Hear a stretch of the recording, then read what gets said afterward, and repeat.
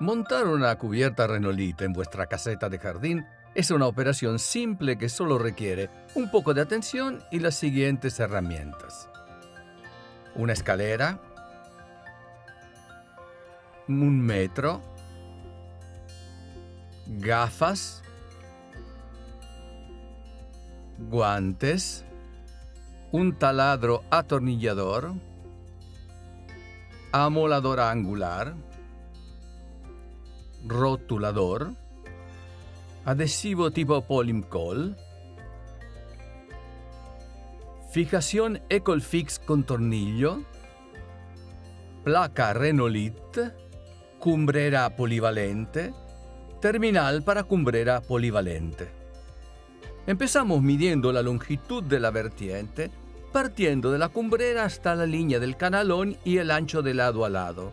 Tras obtener la medida de la longitud, cortaremos las placas a una longitud igual a la longitud de la inclinación más 5 centímetros para permitir el vuelo de la base del techo.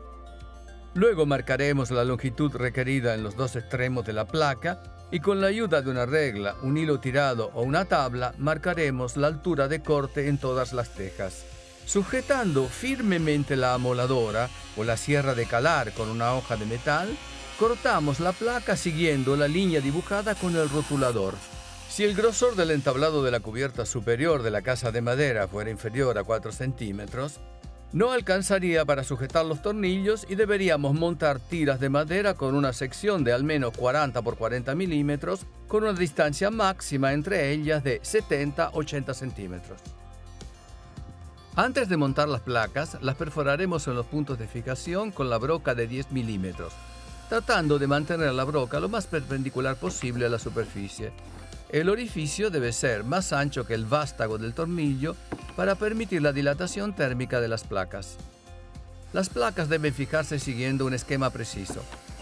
Tendremos que hacer una primera hilera de agujeros en todas las tejas de la primera fila horizontal, marcando la referencia para el agujero a unos 10 centímetros del borde inferior de la placa y en el centro de la teja. Las demás filas de agujeros deben corresponder con los listones montados en el techo.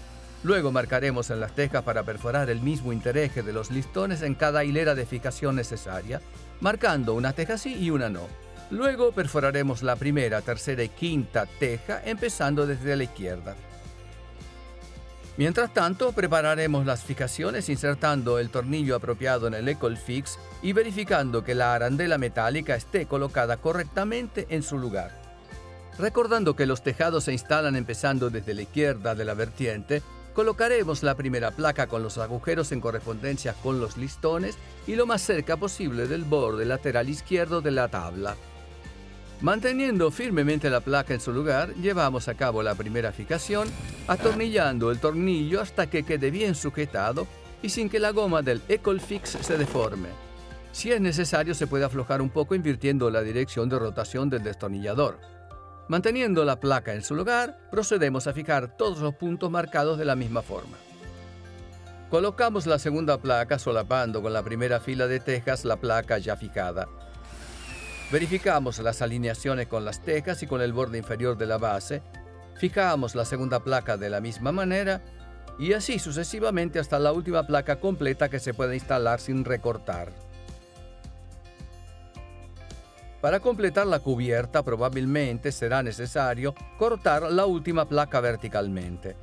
Medimos la distancia entre el borde del tablón y el canal plano entre la última fila de tejas y la fila de medias tejas de la última placa instalada y marcamos la medida en la placa a recortar. Con la ayuda de una regla o tabla dibujamos la línea de corte y procedemos a recortar la placa con la amoladora angular.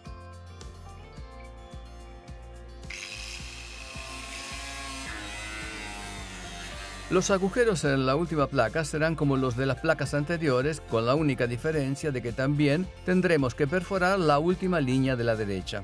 Luego procedemos al ensamblaje de la placa recortada para completar la falda exactamente como lo hicimos con las dos anteriores. Luego montaremos el campo opuesto de la misma manera y una vez completado, pasaremos a la parte de la cumbrera.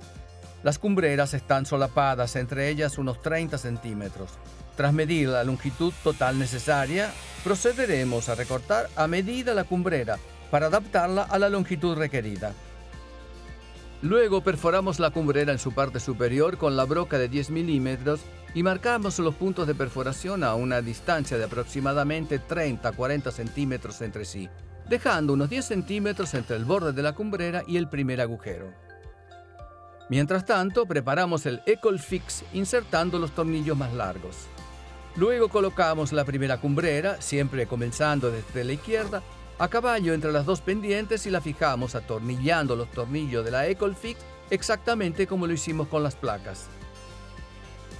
Para acabar el trabajo, tras fijar la última pieza, solo necesitamos ensamblar el terminal de la cumbrera que debemos pegar a los extremos libres de las crestas gracias a una línea de Polling Coil.